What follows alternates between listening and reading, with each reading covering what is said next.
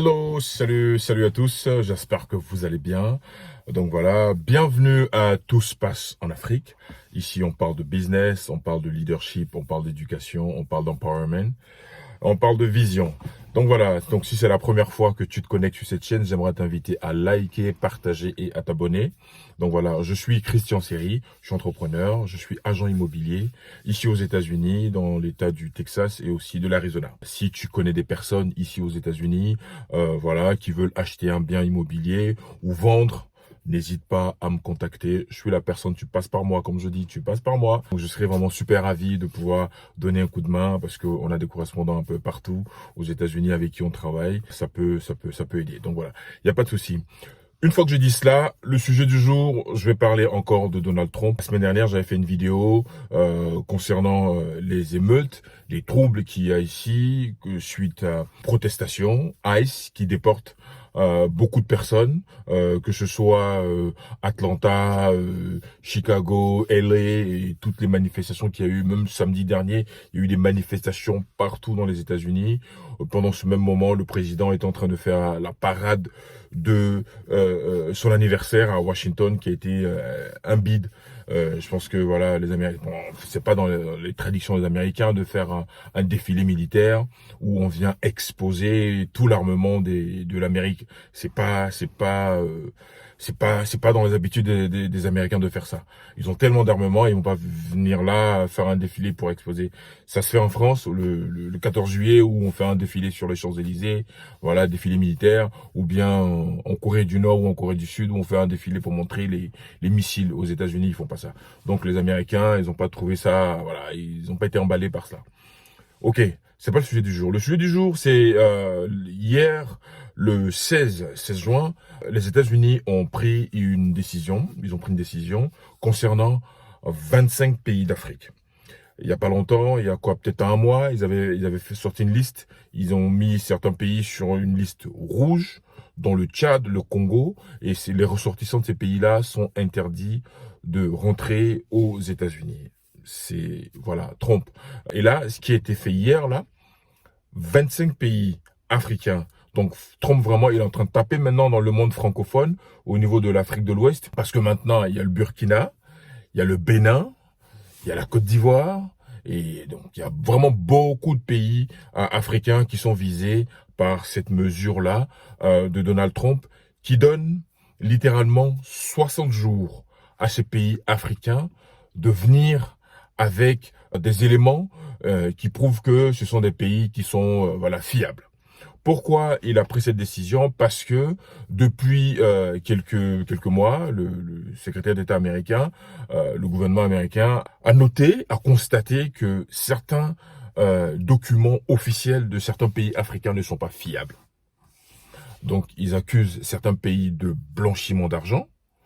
Ils accusent également que certains pays de corruption et tout ce qui est drogue, voilà, et que nos documents dans certains pays d'Afrique ne sont pas fiables. Donc ça prouve certainement des fraudes massives au niveau de la nationalité, certainement dans certains pays. Et pour lui, surtout pour Donald Trump, il pense, mais c'est ce qu'il dit, hein, que ces pays-là sont des nids pour les terroristes. Il donne 60 jours à ces pays africains d'apporter la preuve et d'apporter les éléments justificatifs que on ne doit pas les traiter de cette manière. Donc voilà, donc ces pays-là, les 25, sont mis sur une liste orange avant de passer sur une liste rouge. Voilà, je ne sais pas ce que toi tu en penses, mais je pense que ça va vraiment loin parce que c'est vrai qu'il y a la guerre physique qui est en train de se passer, Iran, Israël. On déplore cela, on prie vraiment que ça rentre dans l'ordre. Mais là, je pense que il est en train de mener, le président, c'est comme une guerre économique, d'une certaine manière. Une guerre économique, parce que le président américain, c'est vrai, hein, c'est là qu'on voit les rapports de force. Je suis puissant, je suis fort, donc je décide, et après, tout le monde s'aligne, quoi. Donc voilà, il se lève un matin, il décide. Pareil pour les tarifs douaniers, comme je l'ai dit la dernière fois. Il s'est levé un matin sans consulter les autres pays. Et puis bon, il a décidé que bon, voilà, c'est comme ça. Toi, tu payes ça, toi, tu payes ça. Toi, tu rentres aux États-Unis, toi, tu ne rentres pas. Et je trouve que c'est vraiment, voilà.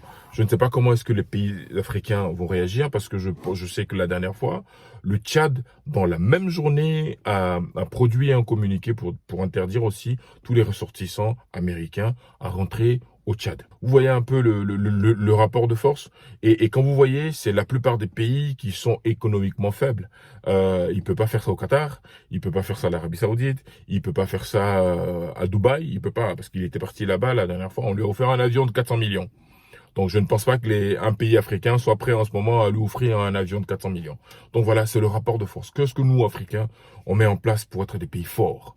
On nous traite de la sorte parce que bon, on pense que effectivement, hein, nous sommes dans le besoin et la plupart, surtout, pourquoi il fait ça? Les pays qui ont été cités là sur la liste, beaucoup de ressortissants de ces pays qui sont en situation irrégulière ici aux États-Unis. Donc c'est au vu de tout ça que voilà, cette décision-là est tombée. Donc c'est une pression supplémentaire sur les gouvernants et les présidents africains, donc dans ces moments-là, de venir justifier que tes papiers sont fiables. Et donc voilà, et les instructions sont déjà données hein, à chaque ambassade des États-Unis en Afrique, et même les rendez-vous pour ceux qui prennent des rendez-vous, qui viennent aux États-Unis, pour avoir un rendez-vous en ambassade des États-Unis, avant c'était ok, maintenant c'est complètement, c'est le parcours du combattant. Il faut prendre un rendez-vous, c'est 6 mois à l'avance ou 5 mois à l'avance, et quand tu viens, et il suffit que tu rates une réponse qu'il attendait dans l'interview, bon, tu passes à la trappe quoi. C'est un peu comme ça, donc c'est pas évident. C'est la politique du président américain actuel. Donc voilà, c'est tous les Spanish et même la communauté afro-américaine, toutes ces personnes-là qui ont voté Trump, voilà. Et toutes ces communautés-là, en ce moment, elles regrettent. Hein, les Hispaniques qui sont en train de dire, on regrette d'avoir voté Trump parce que la plupart des personnes qu'ils déportent, ce sont ceux les Spanish. Les Spanish, la plupart des Spanish, quoi, tu vois. C'est comme ça, on doit le subir, avec aussi l'inflation qui est là et qui ne dit pas son nom. Donc voilà, je sais pas quelle sera la réaction des pays africains. Ici, c'est tout se passe en Afrique. On parle d'Afrique, hein, on parle de développement de l'Afrique. Et maintenant que, je sais pas si il va mettre dans le panier tous les pays africains, hein, parce que à cette allure, ce sera toute l'Afrique qui sera interdit de rentrer aux États-Unis, quoi. Voilà. C'est comme si, bon, le fait de venir aux États-Unis, j'aime bien dire ça, on va pas avaler le pays, quoi. Il y a la place pour tout le monde. C'est un grand pays. Et puis bon, c'est le président, c'est son agenda, c'est sa vision, c'est ce qu'il est en train de mettre en place. Malheureusement pour les Africains, mais j'espère que ça va réveiller quand même nos consciences et nos gouvernants sur la fiabilité de nos papiers, sur la fiabilité de la bonne gouvernance, sur la fiabilité de certains pays qui soutiennent le terrorisme, pendant que nous devons avancer résolument vers le développement. Donc voilà. Encore une fois, je suis Christian Seri. Donc voilà, si c'est la première fois, abonne-toi, partage, like. Et puis voilà, si tu as du business en immobilier, n'hésite pas à me contacter, surtout aux États-Unis. Et puis sur la Côte d'Ivoire également, si ceux qui veulent acheter des terrains, n'hésitez pas à me contacter. Et voilà. Allez, à très bientôt. Allez, salut, bye bye.